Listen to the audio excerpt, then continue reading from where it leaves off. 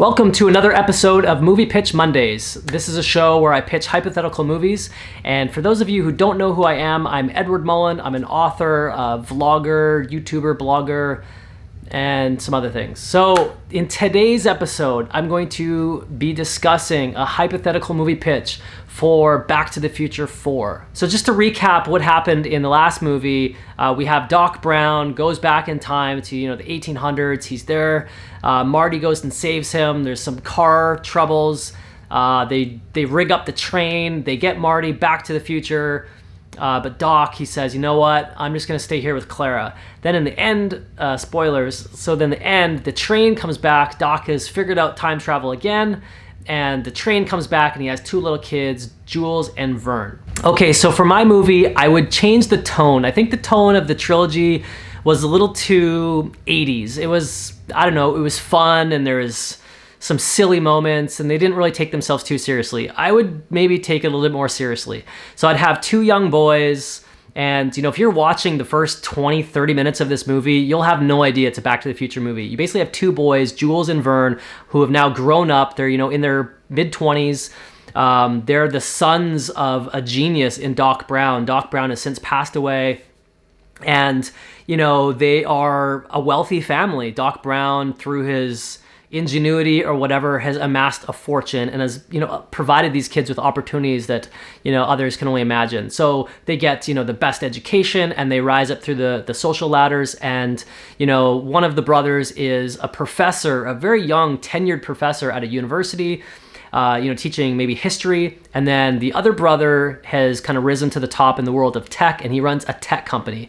So we see the two brothers living in different cities. Let's say one lives in LA, one lives in New York. It doesn't really matter where they live, but they live apart. And we see an opening sequence of, one of the brothers giving a lecture, about history, about like the 1800s, a time which he would know very well because he was born in the 1800s as a little kid. So he might be giving some speech. Flashback to the other brother, who's, running a tech company. He's having meetings. He's wearing he wouldn't be wearing a tie. It's a tech company. He'd be, in flip-flops or whatever tech companies wear. And he would be giving some final decision to the product developers. And you wouldn't really see what the product they're talking about, but as the camera kind of pans around, it'd be a hoverboard. So it's just kind of a nod to some of the previous movies, right? So I would set up a little bit of the backstory of who these characters are. I know we don't know much about them from the movies. I think they do come up from the little research I did from the cartoon. I didn't watch the cartoon, but from what I could gather from a few minutes of research, they are talked about in the cartoon, or the animated show. So I would spend a little time focusing on who they are, show some of their home life. One of the brothers, he's recently been broken up with, maybe the guy who runs a tech company. His longtime girlfriend has broken up with him because he's just never around. And the other brother is, I don't know, we have some kind of scene where he's maybe alone and reading books or whatever. I don't know. So then it shows, let's say they get a text message from one of the brothers and it shows them packing up and getting on a flight, and they both are arriving in the small town which they're from. I can't remember what it's called. It's like, I know there's like the Twin Pines Mall. I can't remember what the city they live in, but anyway, they meet back there on the anniversary of their father, Doc Brown's death. So, they're pulling up to the cemetery roughly at the same time, or maybe one arrives a little bit later and the other guy's standing there with his back toward the camera looking at the tombstone. And then the other brother walks up and then, they greet each other. Very similar in age, maybe like a year or two apart. And then they read the tombstone. The tombstone has some cool message on it. I'll figure what it says later, but it'll be something Doc Brown-esque, like Great Scott or something like that. So, they are sad. They pay their respects. They drop their flowers. They go back to the house, the original Doc Brown house that we know and love. And, they're going through, this old house, and there's a lot of weird ornaments and memorabilia, keepsakes on the shelves, maybe highlighting some adventures of past, some tokens of things that he's picked up in the past, like an old shoehorn or some futuristic gadget or whatever. I don't know. It'd be very visually stimulating. Lots of cool things to look at. So then they go into the garage, and this is a house, by the way, they've been in before. So this is not the first time they're there. So they go in the garage, and then there's a car underneath like a dusty, what's that thing called when you have like a car cover? So it's a dusty car cover. They pull it back. Lo and behold, it's the DeLorean. This is not a shocking moment. They know it's there. They saw it last time they were there. So, they get in, they play with the buttons, and they're like, they reminisce about some of the adventures they've had, because we have to assume that they've been time traveling their entire lives with their dad, right? We saw this at the end of movie 3. So maybe they tell a little story. Hey, remember the time we did this or we did that? Too bad we can't do that anymore. Maybe the flux capacitor is broken, or, they ran out of plutonium or something like that. And they're like, God, it'd be really cool if we could go on one more adventure, that'd be awesome. But, unfortunately, Doc Brown, our father, has passed away, and he hasn't really told anyone how to build the flux capacitor or how time travel works. And so, yeah, we can't do it. So anyway, they start deciding, like, hey, what do you want to do with all this stuff, right? Like, this house, it's got a lot of memories, but, maybe we should move on with our lives, and maybe we should pack a bunch of these things in boxes, put them in storage, and then sell some of the other things, and maybe sell the estate or whatever. So that's what they start to do. They start gathering and putting things in boxes, and they organize a garage sale. So they have a bunch of Doc Brown stuff, and people from the neighborhood are coming by and picking up things.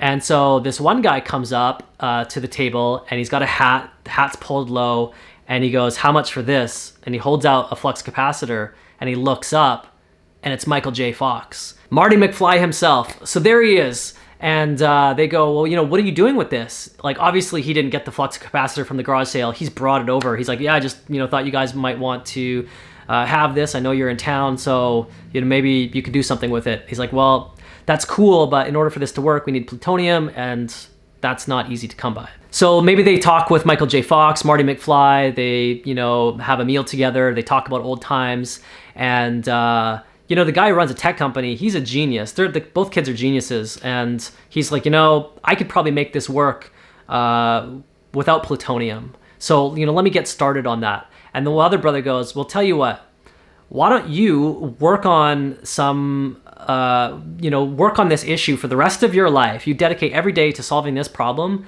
In the meantime, I'm going to get plutonium, and I'm going to travel in the future. And in the future, I'm going to go visit you, and hopefully you solve that problem, and then you can tell me how to get back. So they're in the house, and Marty goes, hey, did he ever show you his workshop? And they're like, no, what do you mean? He's like, check this out. And maybe he pulls some lever, does something, and it's like this secret room reveals Doc's hidden workshop. And he's like, oh my God, I can't believe we didn't know about this. He's like, well, to be fair, you guys were little kids, and he probably didn't want little kids mucking around in his workshop.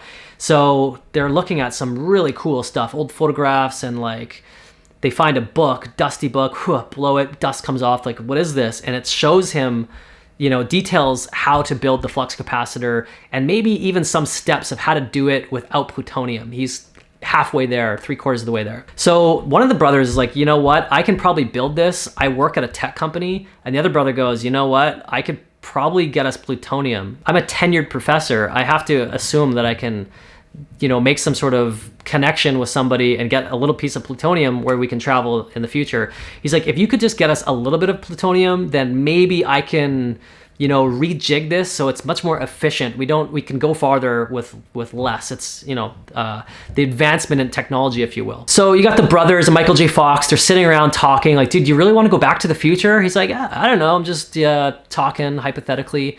He's like, all right, well, where would you want to go? And they start piecing it together. It's like, okay, well, let's create some rules. You can't go back in time because that will affect the timeline. We can only go to the future.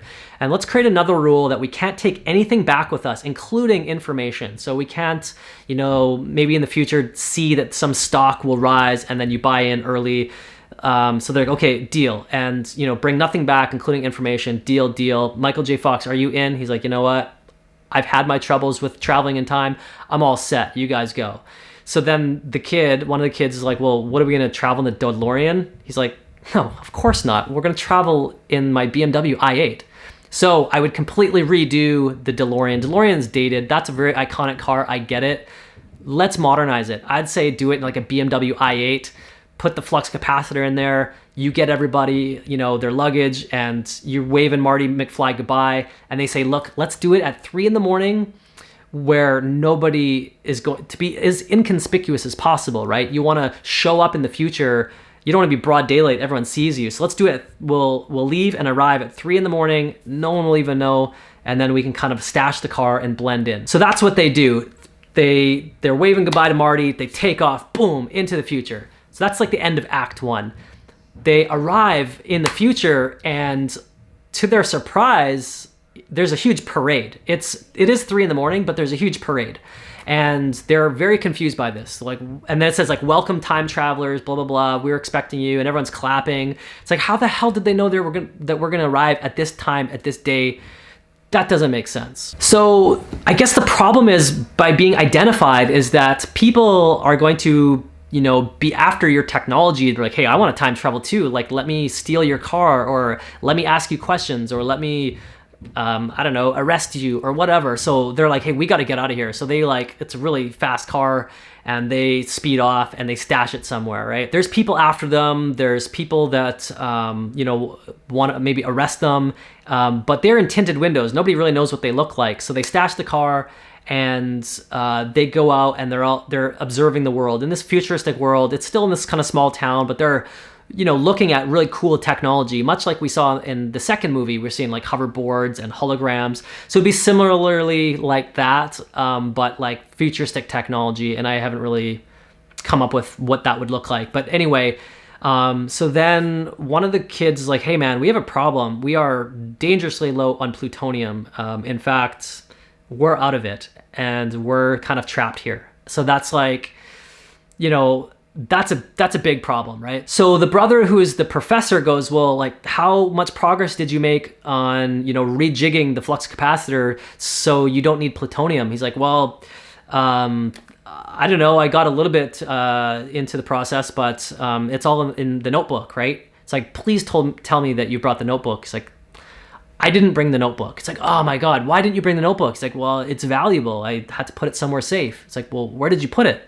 And then he has like a key around his neck. He's like, I put it in a safety deposit box. It's like, oh my God. So they go to the safety deposit box, open the key, and sure enough, there it is. 25 years later, this book is still sitting there.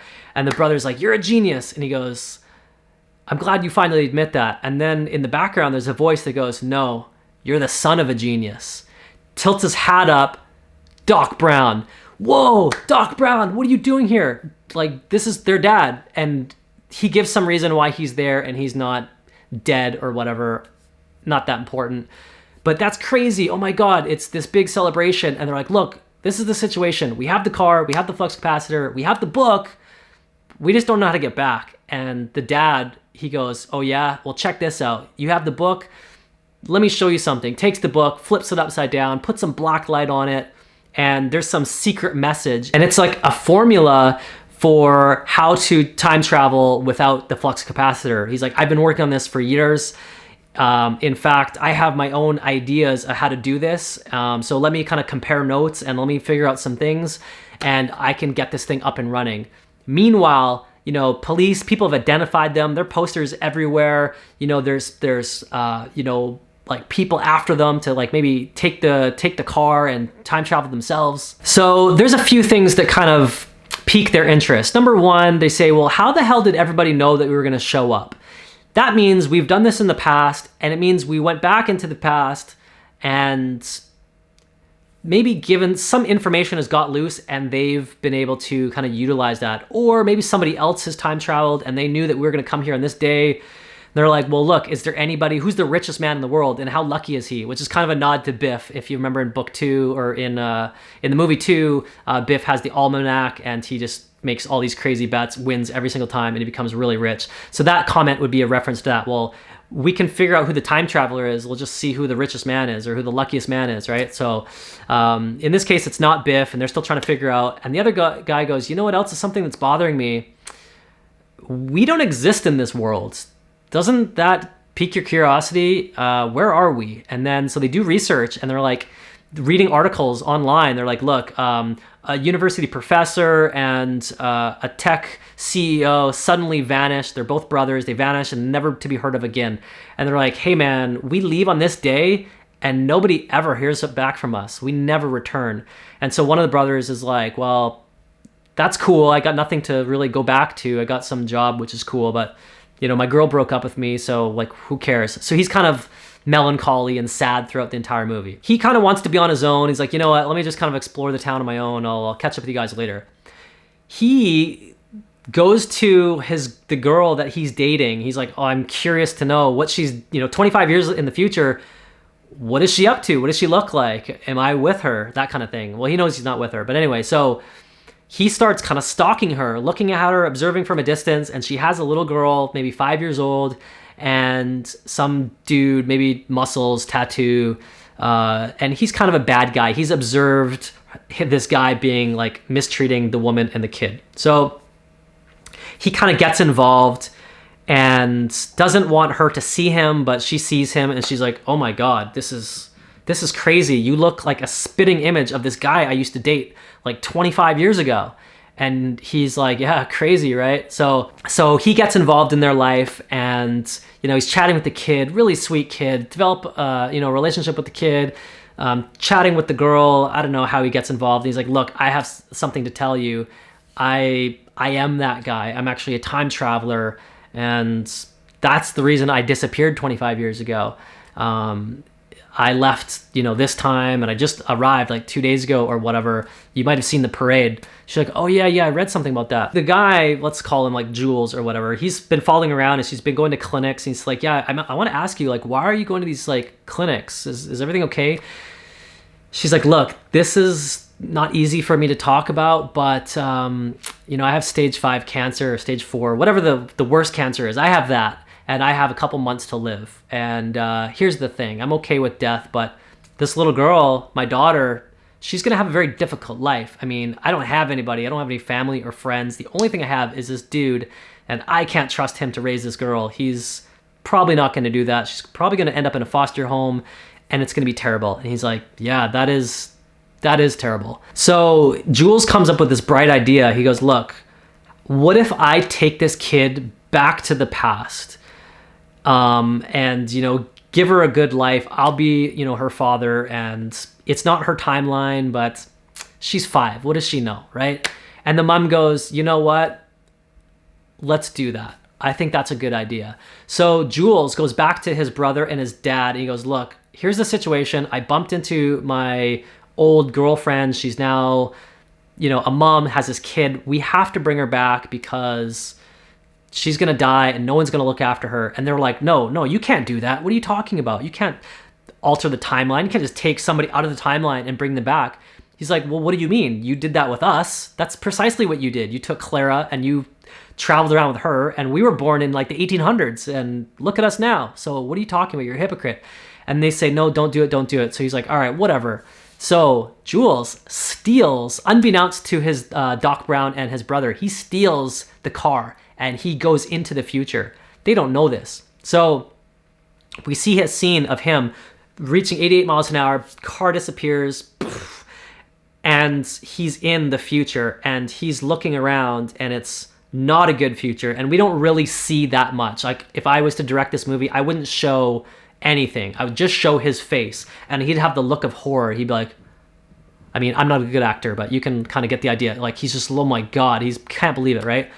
So he comes back to the future, or like the time when he and his dad are there in this town, right? So he comes back with like the car is all shot up and there's dents in it and the paint is all chipped and maybe one of the wheels is half hanging off and it's got bullet holes in it, smashed out windows. He steps out of the car, his clothes are all torn to shred, he's got a beard, maybe like a scar, a black eye, his hair's growing long.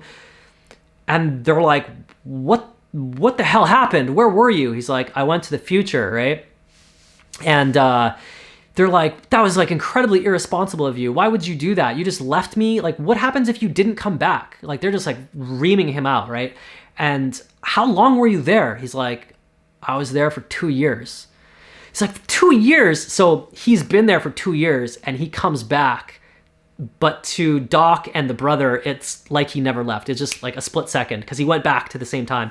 And they're like, well, what the hell happened to you? He's like, it's a long story. So he's like, you know what? I have a theory of why we are not around. I think something happens to this car or something happens to us. I think that we are killed or the car gets stolen and we never make it back, and maybe we just disappear. We're laying in a desert somewhere or in the bottom of a river. I mean, we have to get out of here. It's not safe for us. So they're like, yeah, okay, fine. And he's like, Doc, are you going to come back with us? Or Dad, are you going to come back with us? And he's like, yeah, sure, I'll come back with you guys. So they load up the car. There's people after them. There's cops. There's maybe a car chase.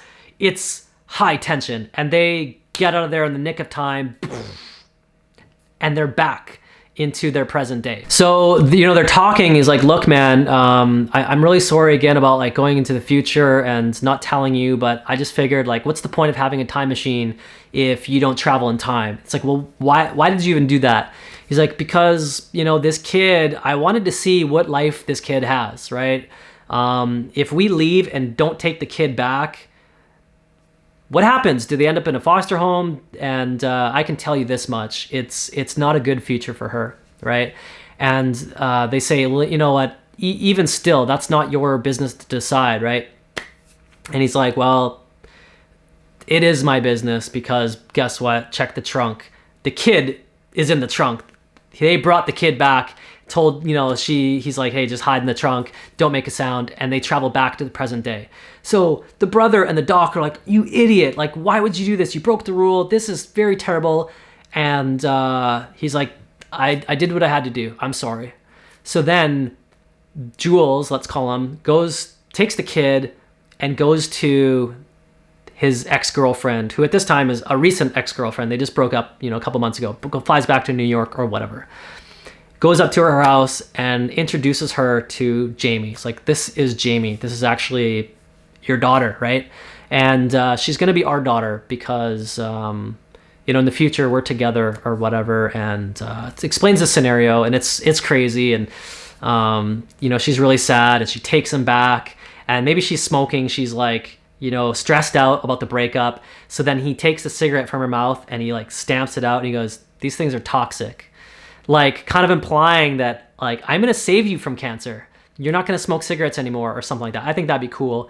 And they kind of live happy ever after. And they said, and then he goes like, you know what? I think is in order. You want to have time with me? I think it's time we take a family vacation.